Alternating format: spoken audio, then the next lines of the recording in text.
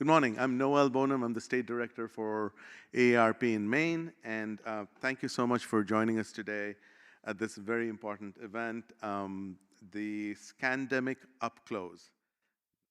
And now I would like to turn our attention to today's program. We are most fortunate to have as our keynote speaker today, Erin West, a globally recognized speaker and educator, specializing in transnational organized crime. She's the founder and president of Operation Shamrock, a global nonprofit uniting law enforcement, industry, and everyday citizens to disrupt the world's fastest growing forms of these crimes.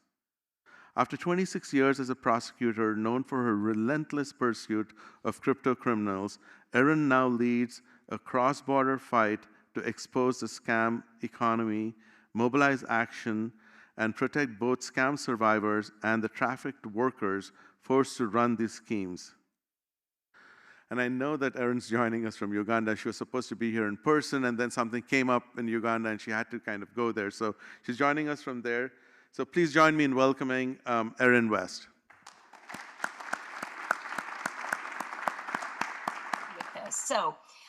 I'd like to start off telling you that we are in a major crisis.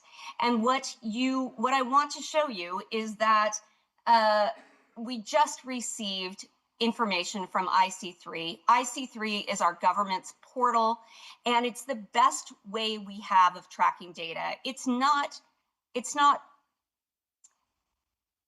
the problem with it is the enemy has chosen wisely in choosing a way of stealing our money that is embarrassing for people and that they don't want to report.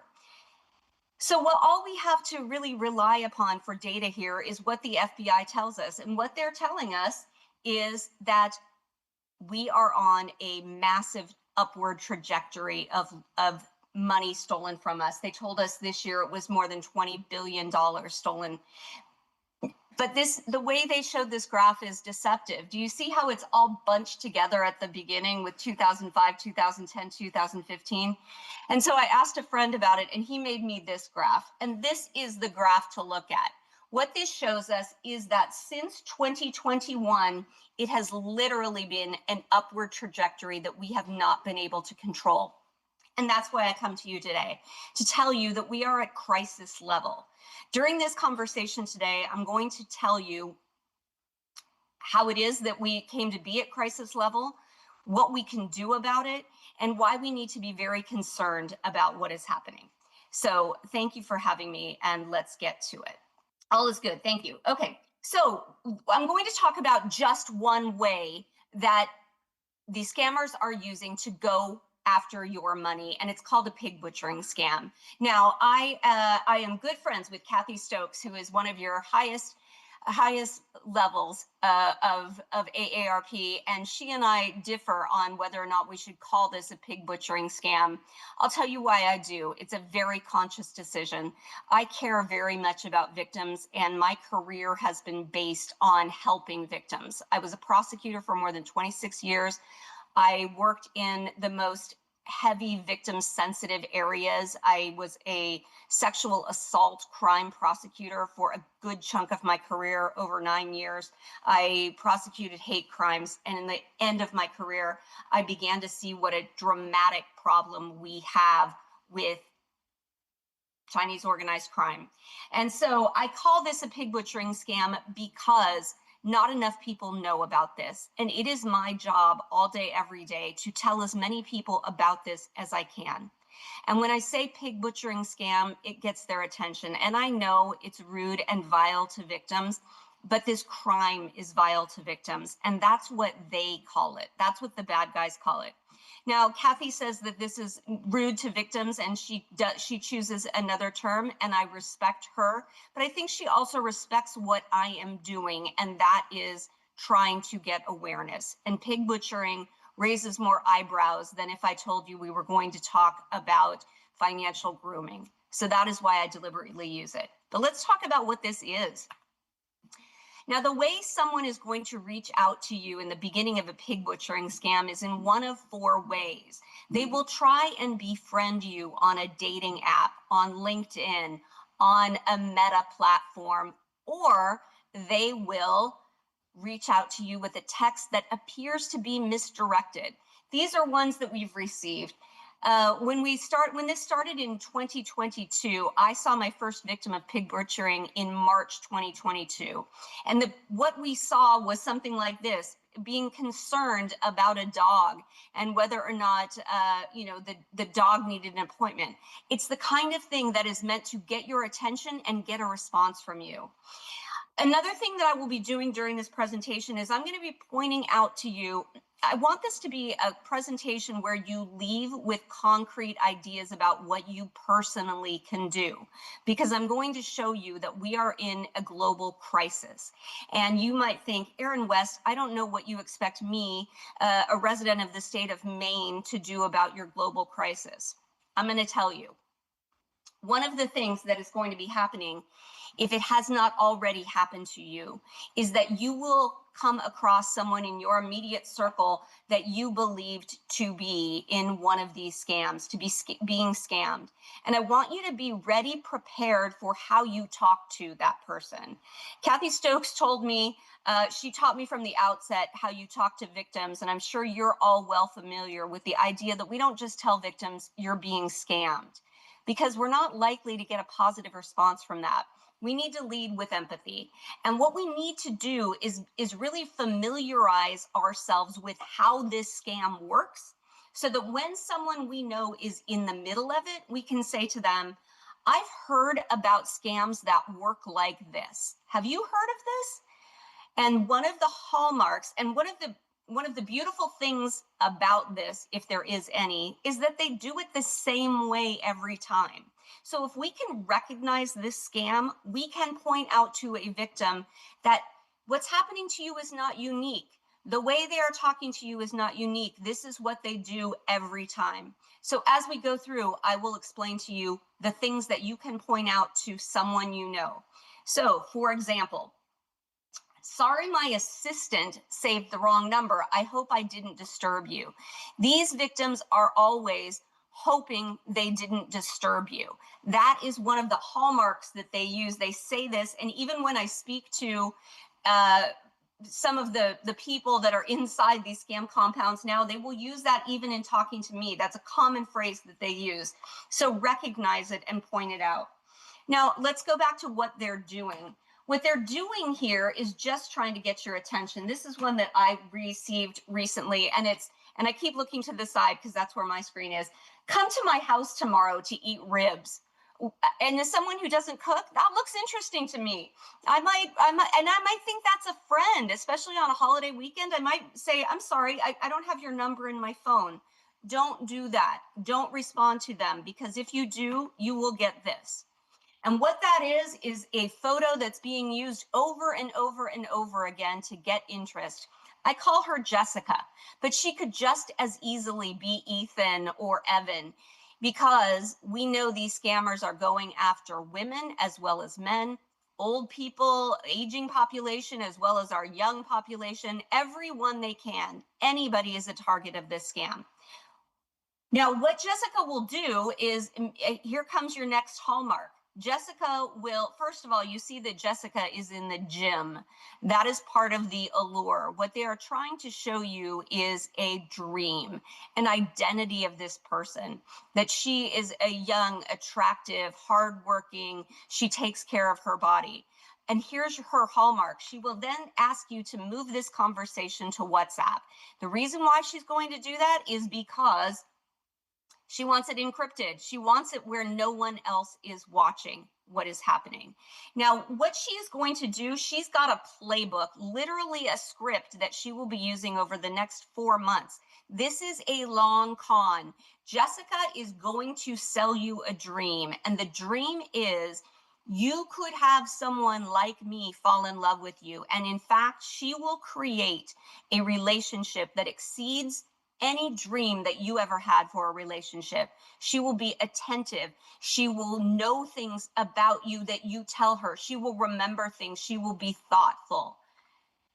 And ultimately, she will create a relationship where you really believe that you are in love and that you are working together to buy a home, to get married, to ultimately be together. That is her agenda over a 4-month time period.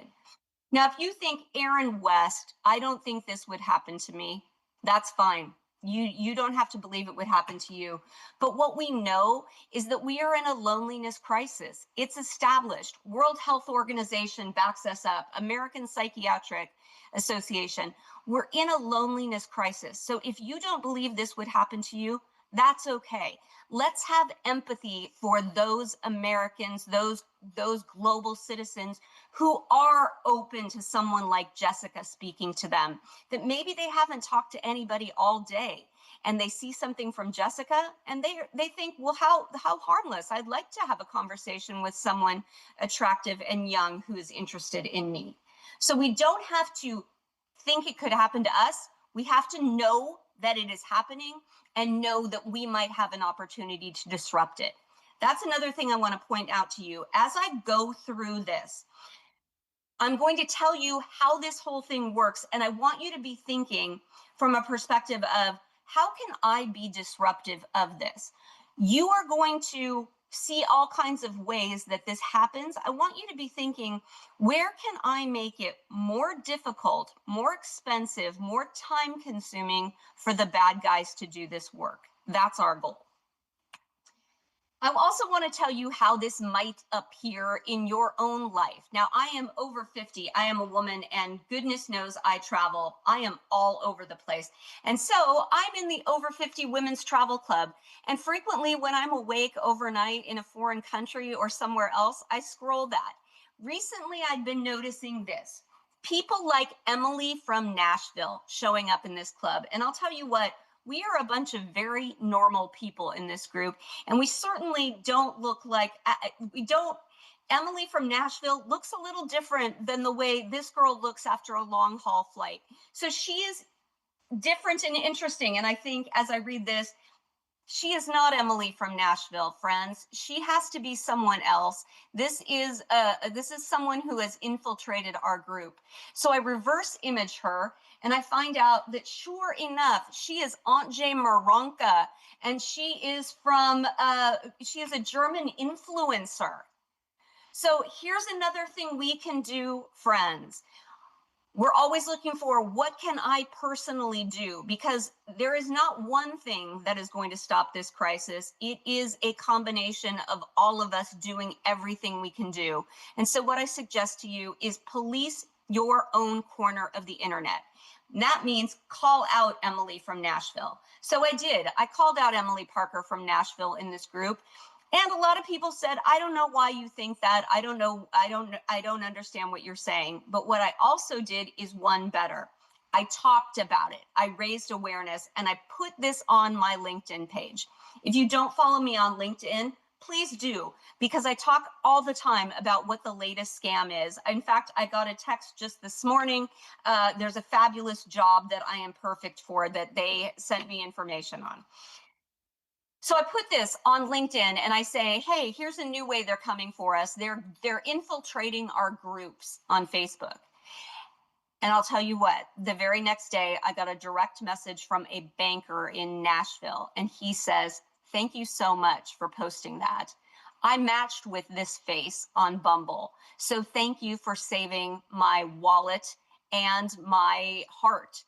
Now, I'm not saying I'm saving the world, but what I am saying is I saved a banker in Nashville. And if I can save a banker in Nashville, so can you. And the more bankers in Nashville we save, the more people we save all over. When you see something, call it out. Here's another thing that is happening all the time these days. I keep getting added to Facebook groups that I did not intend to be part of.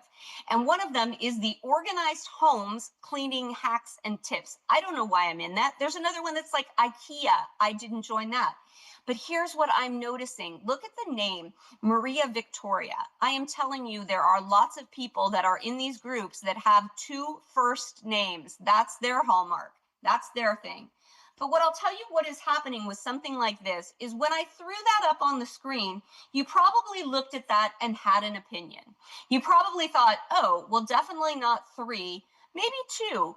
And you might have even taken the time as you're sitting there on your phone watching the news to put in a number 2. Well, 91 people did. And so all Maria Victoria is trying to do is get interaction with her profile to make it look more real. Now watch what she does. I started watching her for a week. And here, look, she's got a cat that's ill. And so people interact about the cat. 52 people are concerned about the cat. This is something where she's wondering about this strange powder on her bed. That's another thing they use. And so you think, oh, I know what that is. And you might comment on it. Or look at this. Now she's getting married and she wants your opinion on a wedding gown.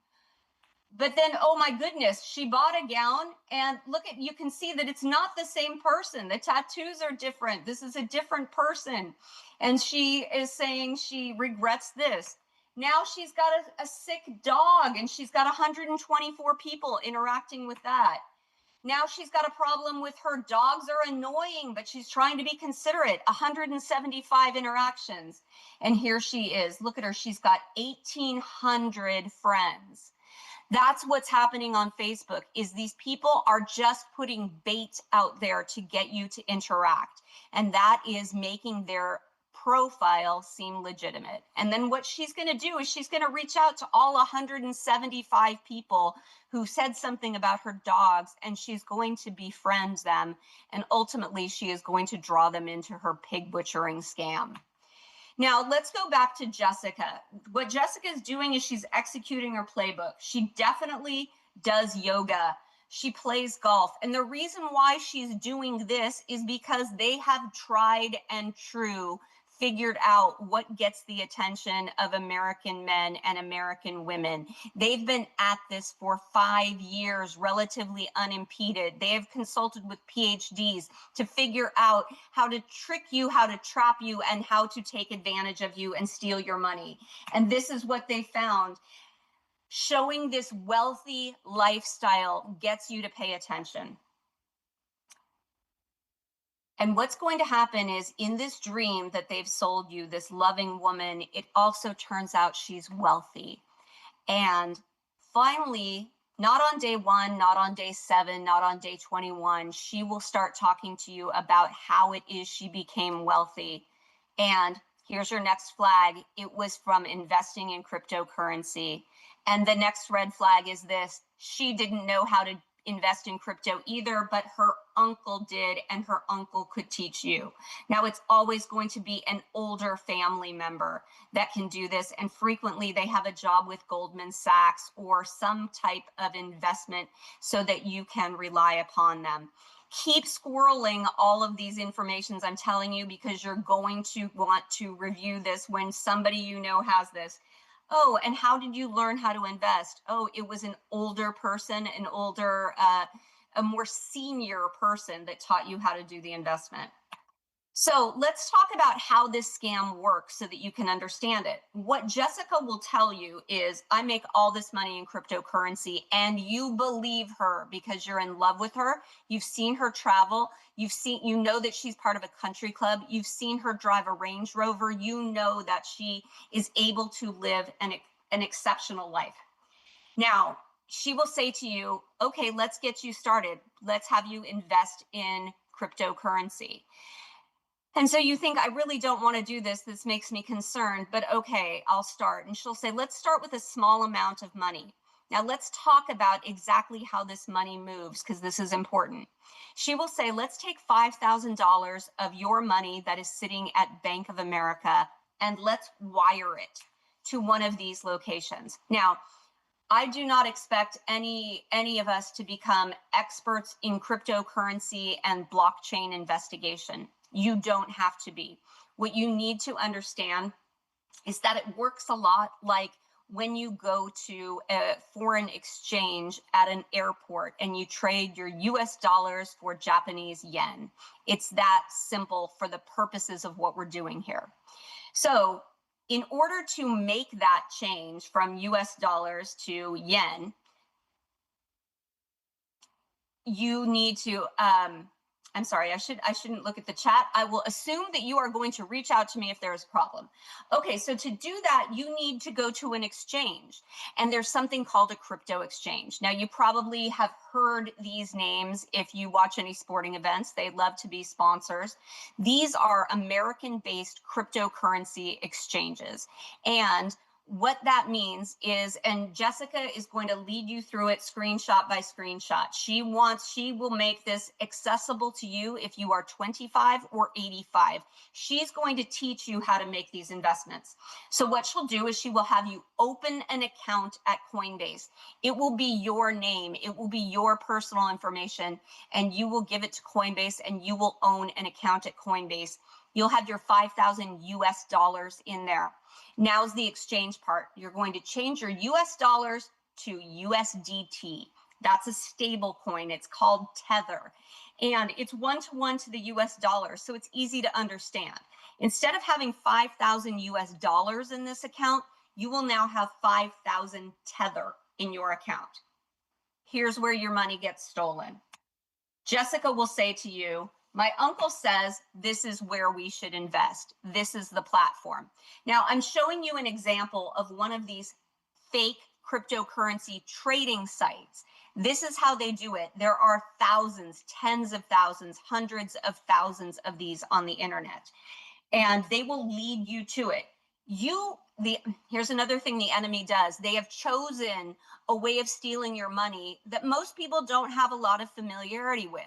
That's why they can tell you things and you don't know any different because you are new to this.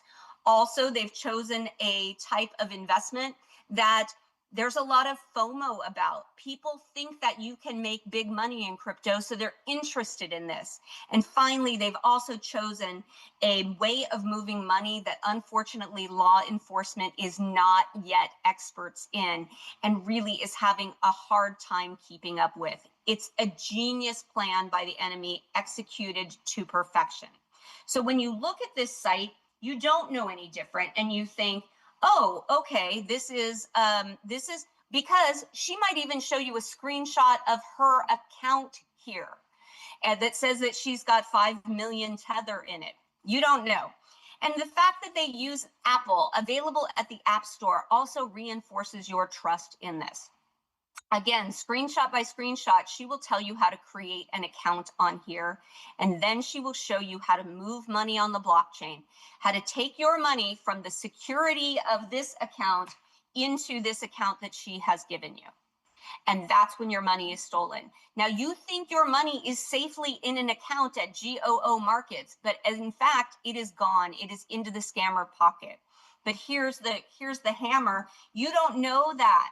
You see a dashboard that shows that your 5,000 Tether is now 6,800, 7,800. By the end of the week, it is 10,000. You've doubled your money and you think, I could not be in a better position. You have hormones, psychological response that we all know what it feels like to be newly in love. And we know the hormones that accompany that and let us block out red flags. Now add to that the idea that you're becoming wealthy, and these hormones are more than anyone can resist. So when Jessica says to you, see, I told you, you've doubled your money. Now, Jessica also throughout this time has spent time understanding how much money you have and where it is all located, because that is the demon of pig butchering. It doesn't end until they have stolen all of your money. That is why this is so dangerous. And so she'll say, you know, why don't you look into taking money out of your retirement account and putting it in here? Let's do $100,000. And you think, oh, that's way more than I wanted to do. And she'll say, well, let's go in together. I'll put in 50 and you put in 50, and this will be our joint account toward our house. Well, that's going to be really hard for you to resist. So she puts in her fake 50, you put in your real 50, and again, by the end of the week, that's doubled. Now you're over $200,000 rich, and it becomes easier and easier to start liquidating every single account you have and putting it in this. So by the time you've got all your money in here, your account looks like you have over $1 million. And you think, I can't believe how lucky I am. So you try to take some money out. Now, you don't have to look at all of this, but what you need to see is the part in yellow that says, oh, you want to take money out? You've got to pay tax, and it's 24%. And you think, oh, that's a stiff penalty, but take it out of my gains. And that's when customer service will tell you, nope, it has to be new money. And this is where our victims are really getting hammered, because they then go into their banks. They think they're going to make a quick turnaround here. So they get a HELOC, a home equity line. They do a second mortgage on their house. They take it from a high interest loan shark just to put the money in, because they know that there's so much money in there coming out. And when they do that, they get this: congratulations, you've paid your taxes. Now you owe us another $10,000. And it's then that they start to realize, oh my God, this whole thing is a scam. Some people will pay that 10,000, and then they'll have to pay another 10,000 and another 10,000. And ultimately they will keep putting money into this, thinking that they can't believe. So at the end of the day, at the end of all of this, they come to realize, oh my God, I've been scammed. And some of them still don't even realize that Jessica was part of it. They think that Jessica also was getting scammed. But when they come to the realization that, oh my goodness, I've lost everything I have, and the one person I trusted was in on it from the jump, that's more than most people can handle. And we're seeing suicides, we're seeing self-harm, we're seeing people check themselves into hospitals because they can't deal with the pain. This is a very human crime that is really crushing people. So now let's talk about the scariest part of this, where this is happening and what we can do about it. When I started realizing I saw my first victim in March 2022, I wanted to know more about this because this was different. We knew basic romance scams, but we'd never seen someone lose every penny they had. And then there was another victim, and I began to realize, oh, this is a phenomenon. So I started looking into where this was happening. And I found out it was happening in Southeast Asia. And I want to tell you a little bit about how it started and why, just give you some context on why we need to continue to be concerned.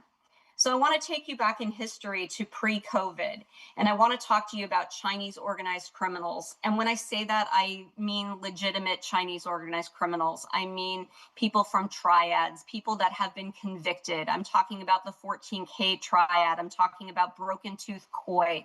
I'm talking about known bad actors. And what they did is they came to the realization that they appreciated the appetite of the Chinese for gambling, and they appreciated their appetite for cryptocurrency. And they were banking on the fact that part of the Chinese Belt and Road Initiative meant that China was paying for and building a fast road from Sihanoukville, from the capital city of Phnom Penh to Sihanoukville, this beautiful place on the ocean, formerly a backpacker's hamlet. And so they said, you know what we should do? Let's build some casinos there. And that's exactly what they did. And what you're looking at, those are janky buildings, but they're all attached to casinos, and they were going to be resort hotels for people who would come to Cambodia on this fast road. And they were going to be homes for online gambling as well. But what happened was COVID hit and people weren't moving. And so they thought, what are we going to do with all this real estate and all this interest in stealing money? Let's try Shah Zhu Pan. That's their name for pig butchering. Let's fill these hotels with workers who will get people to fall in love with them and then convince them to invest in cryptocurrency and steal all of their money. And that's exactly what they did. Now, how are they going to do that? So another theme that you will hear from me is it's not all happening in Southeast Asia. You might think, oh my God, this is happening in Southeast Asia, in Africa. I don't know what I'm supposed to do with that as I sit here in Maine. Well, I'll tell you what. There are American companies that are enabling this and amplifying this and making these bad actors available to you. And one of the worst offenders is Meta. They are all over. These bad actors are all over the Meta platform. So, and these bad actors use the Meta platform to enable what they're doing. So when they had to fill those compounds with people, the easiest way to do it is to create fake jobs. And so that's exactly what they did. They started advertising on the Meta platform. And the reason why I bring up these American companies to you is now that we are on notice of what's happening, let's make it more difficult for it to happen. Let's call out the bad actors in the United States that are enabling these crimes to take place. So here's an example of an ad that was on Meta. And it says, we're hiring computer operators. Now, I did not fully understand what 700 to 900 meant until I started getting to know people who had been trafficked in this way. I spoke with a Ugandan man who was 23 years old. He told me, I was working in an internet cafe. I was making $100 a month. A fellow Ugandan came into my shop and said, I can get you $1,000 a month for a job. Why don't you do a 6-month contract? In that 6-month contract, you could make what it would take you 5 years to make in Uganda. And he tells his brother, I could die poor in Uganda or I could give this a shot. So he did.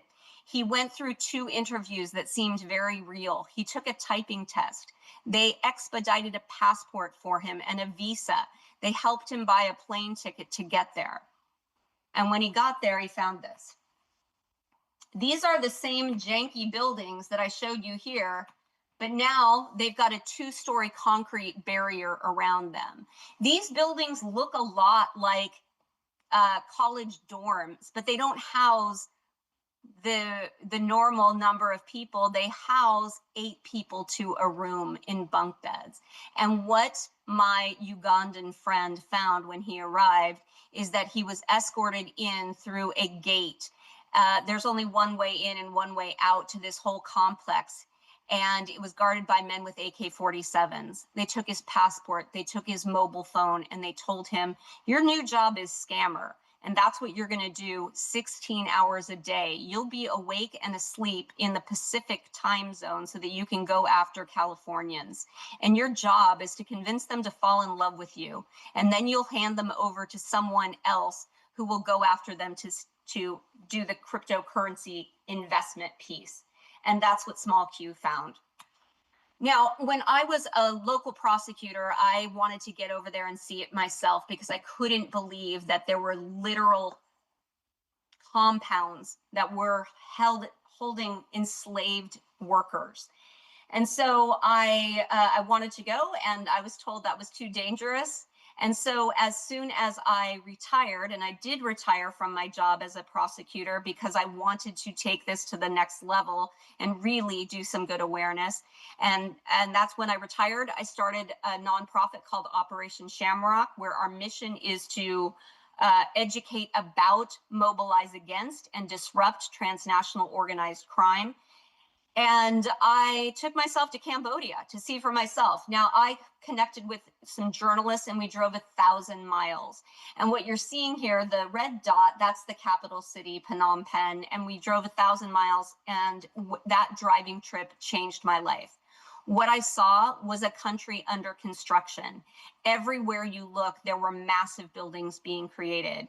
And what I also saw was the tacit acceptance that this is what we do in Cambodia.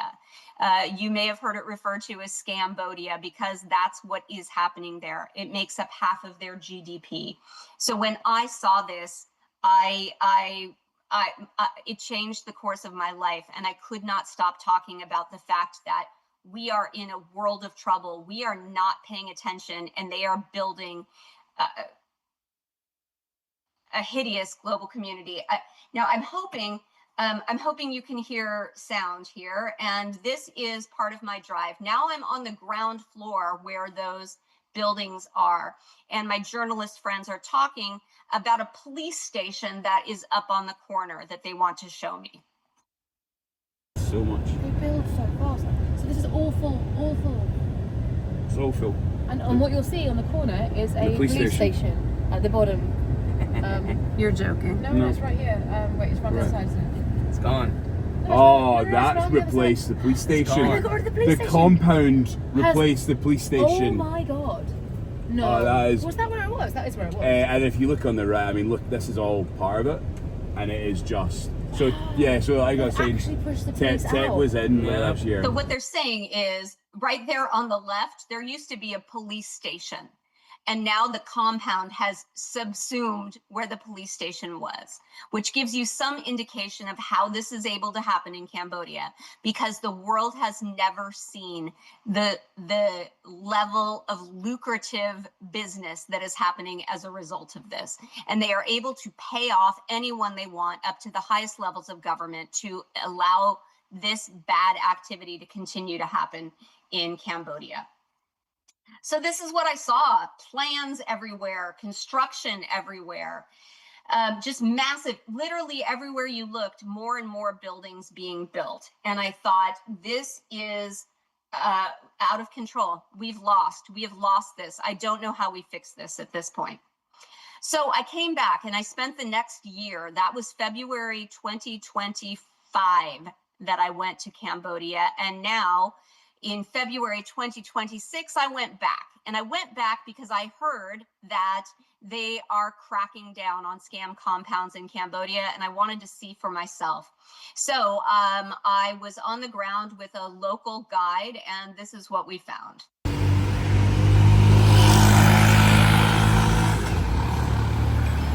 Well, when I saw that, I thought, well, that is absolutely a scam compound, but it looks like it's open. Do you think we could go in?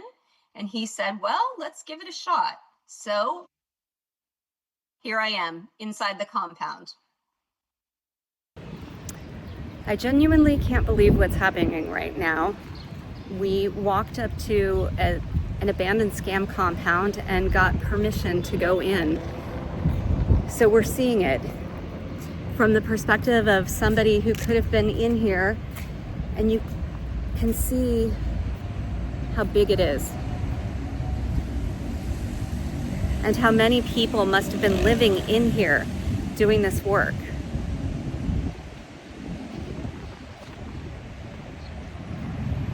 It's uncomfortable. And if I'm going to go all the way to Cambodia to see this, and I see that I'm allowed to go in and the doors are open, you better believe I'm walking in this building. And here's what I found. I'm inside an abandoned scam location in Phnom Penh. And to see the scale of this, I wish I had a heart rate monitor on. It was so scary. It was so scary because as I went up level by level inside this building, I found more and more rooms that looked exactly like that. And what I also found was these rooms could be locked from the outside with massive bolts and padlocks. Everything that the human trafficked victims had told me was true, and it was scary. But that wasn't the only compound I found while I was in Cambodia. Here is another one. We're now at Mango, and this is rumored to be a Prince operation as well. You can see down at this end, we've got a massive building, but it just goes on and on and on and on.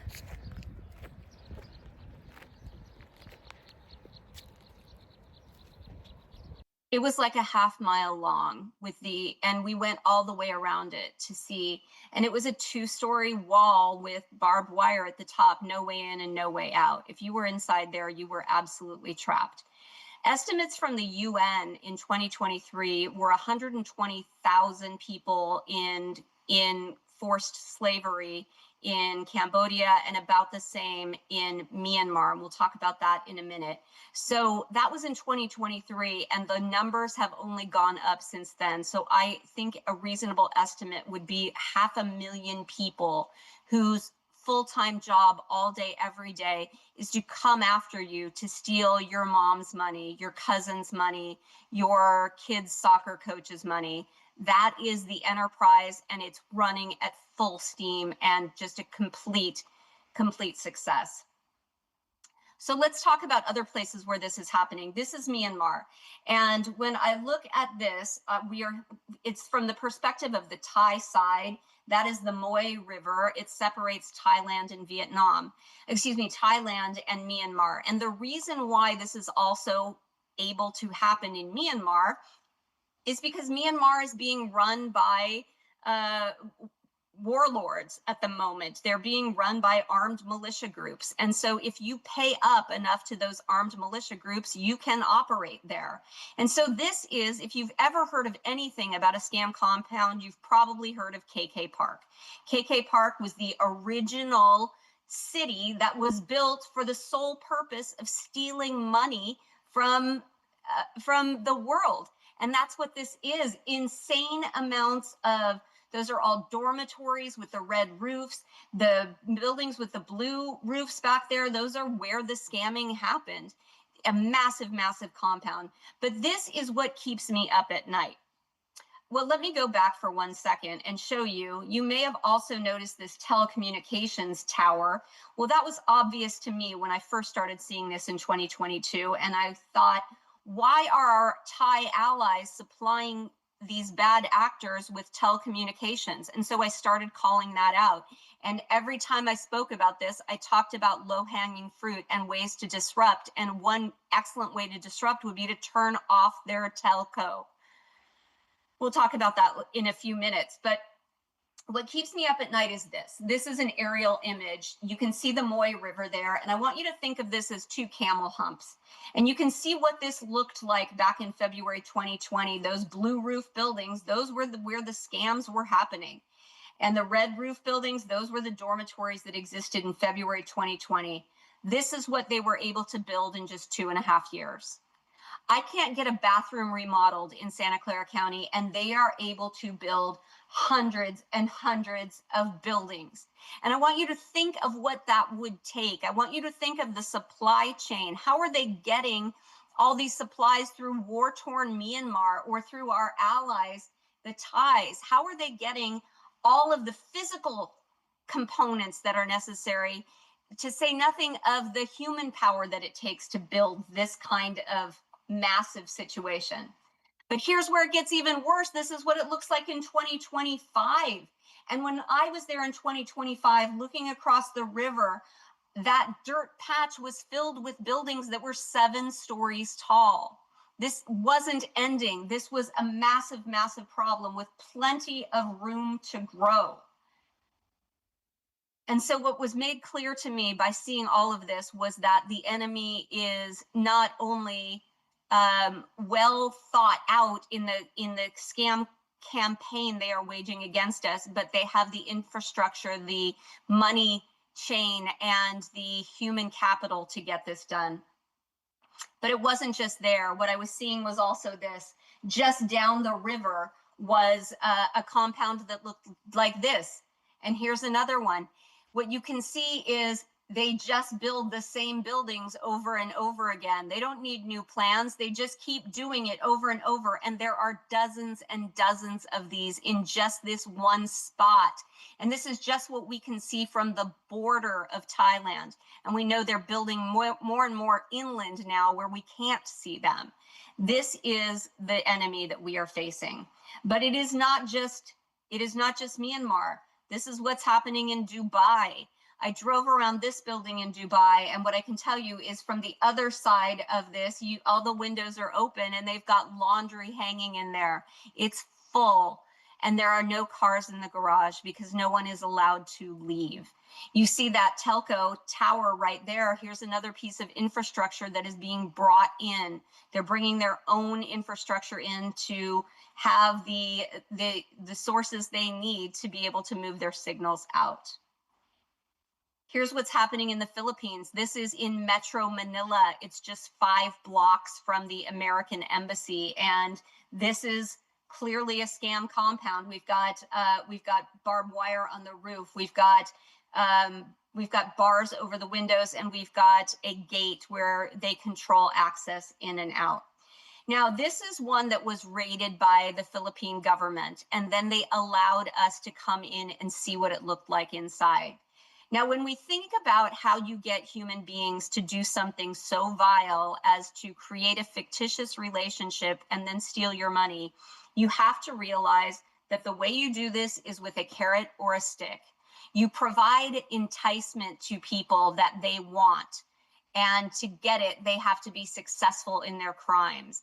And so here is an example of some of the enticements they provide to the scammers, to the human trafficked victims. I'm on the first floor of this scam compound now.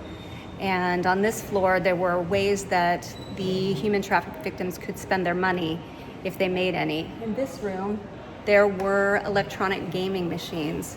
And if you walked further down this, you'll see that there was a spa.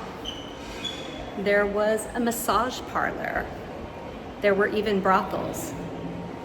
And I'll show you in a few minutes the KTV area.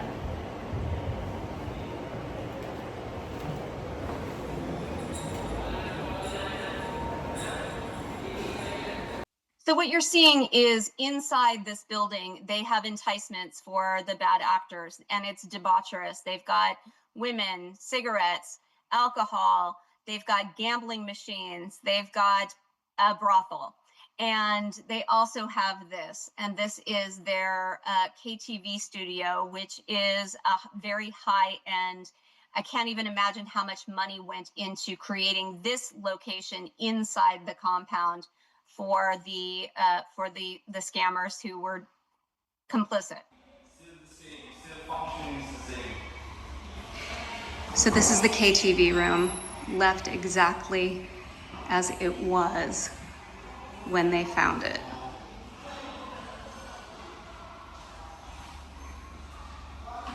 Lots of individual rooms, and then a big party room at the end of the hallway.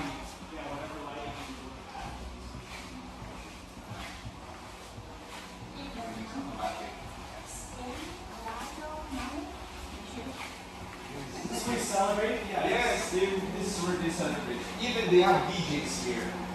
For DJ stand. What is it, DJ stand? They have smoke. Yeah. The smoke. Yeah, I think It's a smoke machine? yeah. So if you scam a lot of money, this is where you go to celebrate? Yes. Oh, okay. So super elaborate places for the bosses to celebrate and those who were able to scam money. Now, on the other hand, they also had this, and these are the torture rooms. I don't go into a lot of detail about the torture, but what I will tell you, it is war crime level torture. It is people handcuffed to that wall and forced to stand there for days on end. It is depriving people of basic necessities, and it's all kinds of violent exploits on people that are hideous. This is to show you the gravity and how big this all is. They took me to another compound that it was outside Manila. We've just arrived at Bonbon. It was supposed to be an hour and a half drive, about a 3-hour drive from Manila, but the scale of this place is incomprehensible. You emerge from rural Philippines into this massive complex. It's more than 35 buildings, and was designed and built for the sole purpose of scamming. I can't wait to take you through. It's literally the size of a tech park. It's the size of a college campus and built for the sole purpose of scamming. And that is what is happening just in the middle of a rural location in the Philippines. This is inside. Hi friends, I am standing in 100-degree heat and humidity to bring you this story. We are inside a scam facility in Bonbon, the Philippines, where they have left behind all their stuff. We've got scripts.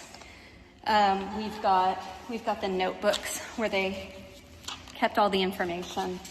We've got, "You must be a smooth criminal for stealing my heart." And on the wall here, we've got our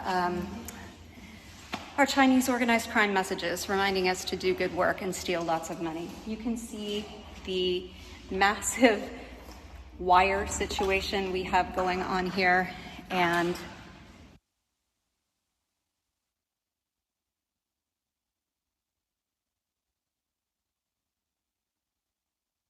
Okay, I also, okay, good. Okay, so we have sound. All right, so so my friend who doesn't understand how this helps you ID scams, I hear you. That is, my role in this moment is to explain why this is not going to stop. And there will be a panel after this where we will talk about how to ID scams, what to do. And I love the way AARP has set this up so that you get an idea about how bad this is. It's eerie to be in rooms because that the problem is this: it's not going to stop, and here's my evidence of that. When I was in Cambodia just now, they are alleging that they are cracking down all this. But when we drove to the edges of Cambodia, to the Vietnam border, what we saw was this. It was emerging from the sidelines as it almost looked like an NFL stadium, that much light happening there. And it was really scary. And it was not even on Google Maps yet. And this is what it looked like. I have never seen anything like this in my entire life. This is a massive building, massive construction on this side. Oh, over here, all the way over here. We are in the middle of nowhere. It couldn't be more rural. We just stopped and talked to some women who are operating out of their little shop with their dog and their kitten. It's absolutely insane. So, as someone who has been in law enforcement, I know what it takes to. I know how many people it takes to do a warrant on a 2-bedroom apartment. I know how many people it takes to do a warrant on a 4-bedroom house. When you think of what kind of police intervention it would take if there was resistance to this, we're at military level. We are at state. That what they have built is unprecedented. We've never seen anything like this before. Now, remember when I talked to you about that telco tower in Thailand? Well, here's what happened. They did take down that tower, but not until they had Starlink set up on the roofs. This is Starlink. And so there's another American company that we can put pressure on to stop this communications. They're using Apple phones to do this work. And what they're also doing is we're looking at the supply chain, and we're always looking for ways to interrupt. And when I sat on the road from KK Park to Thailand, I noticed this cement truck.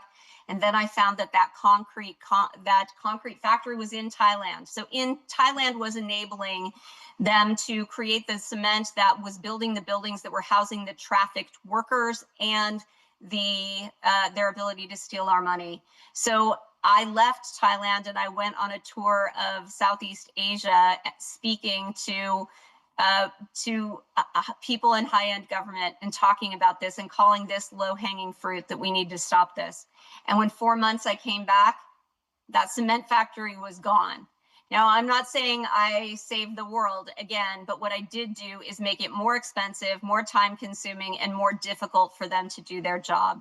I know that cement factory moved, but it was a hassle for them to do just that. What's even worse now is that what we're seeing is that things are getting worse. They have built the infrastructure to be able to do this work. And so if they are not it's not just pig butchering, it's not just job scams, it's not just every other scam that is coming at you. Now they're also doing sextortion. And the latest article came out just 2 weeks ago saying that they're also exporting malware now. So that when when you go to their site that they tell you to, or you download the app they tell you to, it's injecting malware into your computer that's giving them the ability to see inside your computer and monitor your every move. That's how bad this is. Now, I'm sure on the panel we'll be able to talk a little bit more about what I did and how I got here. I have 3 minutes left. So what I will tell you is this. I saw this problem as a local law enforcement official, and I saw that it was way out of control. And so I started thinking about this in a new way. And that's how I would encourage all of you to think about this, in the way of what if we could. And when we thought about that original victim who came to us who had lost $300,000 and that it had been moved from him on the blockchain, The group I work with, the high-tech technology group that I work with, knows how to trace cryptocurrency on the blockchain. And we thought, what if we could? What if we could trace this crypto and see where it went? And that's exactly what we did. Now, there is no law in California that says you can seize cryptocurrency, but there is also no law that says you can't. And so we pushed the envelope for the benefit of the victims, and we figured out how to seize that crypto. We figured out how to navigate the legal system and the antiquated laws to do it, and we got money back in the hands of victims. And so we learned that this is doable. But what we saw was not everybody knew how to do it. And so we made it our mission, 2022, 2023, 2024, to inspire and teach local and state law enforcement in how to do just this. In fact, we've got some real active members from the state of Maine in our group.